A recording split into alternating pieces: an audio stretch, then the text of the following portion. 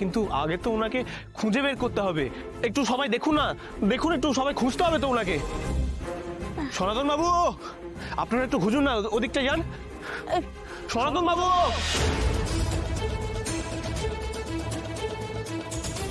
ওই দিকটাই দেখুন, ঘরগুলো তো দেখবেন। হ্যাঁ, এই রাতের বেলা কোথায় খুঁজবে?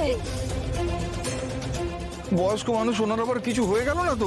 খুঁজছি, কোথাও পেলাম না তো। করো অলক্ষণের কথা বলো না। না না, আমরা খুঁজে পাচ্ছি না। সনাতন বাবু, কি রে রিজু? হ্যাঁ পেলি? না, পাচ্ছি না। আরেকবার আমি দেখি। এই তো সনাতন বাবুর ব্যাগও এখানে আছে, কিন্তু উনি নেই। উনি কোথায় গেলেন? কি আশ্চর্য, অসুস্থ মানুষ, উনি কোথায় যেতে পারেন? তাহলে কি উনি ওদেরকে ধরে মারলেন? কি বলছিস কি তুই? ওরকম একজন বয়স্ক মানুষ।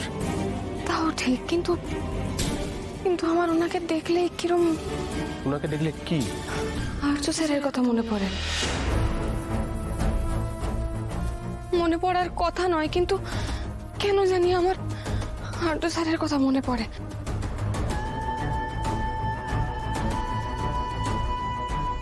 না না অপর্ণা, আমি তোমাকে রক্ষা করবই। কোনো বিপদে আমি তোমাকে পড়তে দেব না।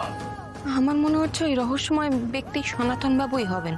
এরে, না না, এবার বেরোতেই হবে। সন্দেহ করছে।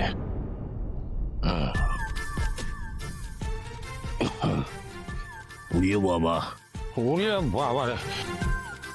ও ডাক্তার, তুমি এসেছো? ডাকাত এসেছিল তো, ডাকাত। আপনি আপনি ডাকাতদের দেখেছেন? হ্যাঁ দেখলাম তো, আমার তো ভয়ে যাতা অবস্থা, প্রায় মূর্ছা যাচ্ছিলাম। বাথরুমে গিয়ে লুকিয়েছিলাম। এই বুড়ো বয়সে ডাকাতদের সঙ্গে আমি পেরে উঠবো বলো দেখিনি?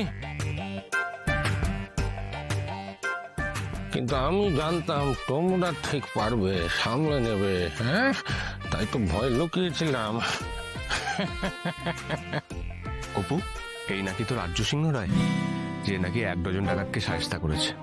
তুই রজ্জুতে সর্বভ্রম করছিস অপু। সেই তুমি আমাকে চিনতে পেরেই যাচ্ছ অপর্ণা। এইভাবে তো আমি এখন ধরা দিতে পারছি না, এখনো সময় আসেনি। আমাকে যে তোমার সাথে এইভাবেই থাকতে হবে কিছুদিন। আমারই ভুল। দাঁড়ান দাঁড়ান দাঁড়ান, আপনাকে কিরম যেন একটা দেখাচ্ছে। কি হলো, এইরকম লাগছে কেন বলছে অপর্ণা?